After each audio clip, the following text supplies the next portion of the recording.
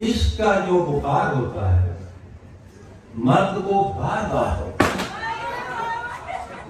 इश्क का जो बुखार होता है, ये इश्क का जो बुखार होता है,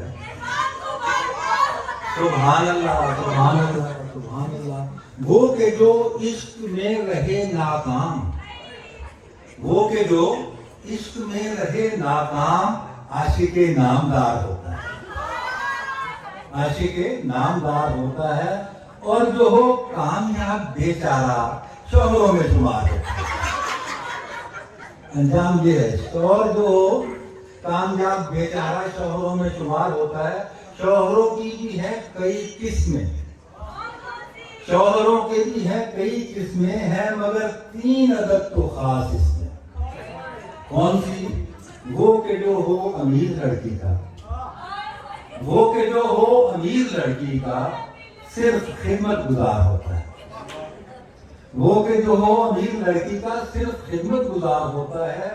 जिसकी बीवी हो मौलवी दादी, मुस्तकिल रोजेदार होता है।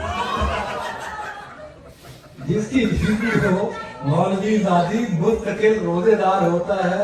और जो हो खूबरू हसीना का, वो फकत चौकीदार होता है। और जो हो खूबरू हसीना का, वो फकत चौकी